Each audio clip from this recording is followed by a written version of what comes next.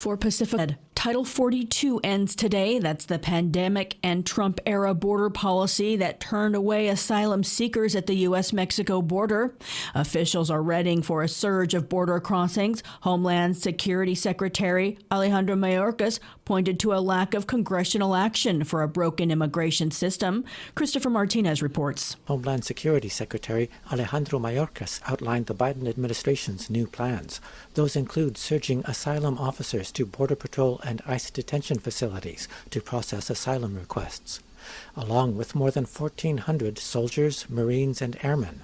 The troops will free up border agents for law enforcement duties, but will not engage with migrants, according to the Pentagon. Our immigration laws today are outdated. The solution we are implementing are the best available within our current legal authority. Reporting for Pacifica Radio News, I'm Christopher Martinez. The death toll in Palestine is now 27 after 3 days of cross-border fire between Israel's military and Palestinian militants. Among the dead are children. Israeli Prime Minister Benjamin Netanyahu is vowing to keep up the attacks. Palestine's ambassador to the United Nations, Riyad Mansour, condemned the strikes and called for accountability at the Security Council. We condemn those who committed these crimes, particularly killing large number of children and women, the assassination and the killing of innocent children while they are sleeping in the laps of their moms and dads in the middle of the night. And we believe that it is the duty of the Security Council to condemn these crimes.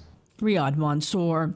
The United Nations High Commissioner for Human Rights, Volker Turk, has condemned the violence in Sudan and cross-fighting between two military generals there that he says has resulted in human rights violations. I strongly condemn this wanton violence in which both sides have trampled international humanitarian law. We have also received several reports alleging sexual violence by uniformed men, as well as allegations of unlawful killings and enforced disappearances. The Human Rights Council is set to vote on a resolution today that would scrutinize rights violations taking place in Sudan at a one-day urgent session. U.S. Treasury Secretary Janet Yellen warns a national default on its debt would have a devastating consequence. She made the statements in Japan ahead of the G7 Group of Seven Wealthy Nations summit today. Millions of Americans could lose their jobs.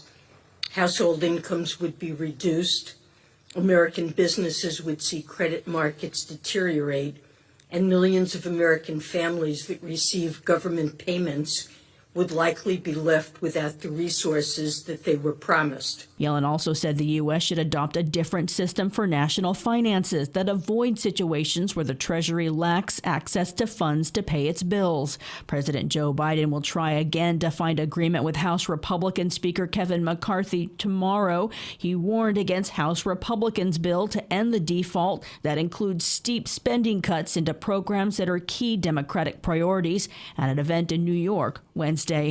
The British government says it has sent long-range cruise missiles to Ukraine to help drive out Russia's occupying forces.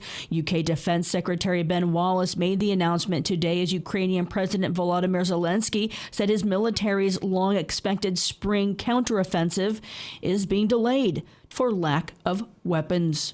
In the U.S., a day after a civil jury found former President Donald Trump guilty of sexual assault, he had a solo platform on CNN last night where he mocked his accuser, columnist E. Jean Carroll, pledged to pardon January 6 insurrectionists, and continued his lies that the 2020 election was stolen from him. Trump also refused to say whether he wants Ukraine to win the war against Russian aggression and said the U.S. might as well default on its debt obligation despite the potential devastating economic consequences. New York Congressman George Santos, infamous for fabricating his life story, pled not guilty Wednesday to 13 fraud charges that he duped donors, stole from his campaign, and lied to Congress about being a millionaire, all while cheating to collect unemployment benefits he didn't deserve. After appearing in court, he said he wouldn't drop his re-election bid and defied calls to resign. I'm going to fight my battle. I'm going to deliver. I'm going to fight the witch hunt. I'm going to take care of clearing my name, and I look forward to doing that. Santos could face up to 20 years in prison if convicted. Among the allegations, prosecutors say Santos created a company, then then induced supporters to donate to it under the false pretense the money would be used to support his campaign. Instead, they say he used the money for personal expenses, including designer clothes and credit card and card payments. Santos also is accused of lying about his finances on congressional disclosure forms and obtaining unemployment benefits while he was making $120,000 a year as regional director of an investment firm that the government shut down in 2021 over allegations it was a Ponzi scheme. I'm Christina Onnested reporting for Pacifica Radio.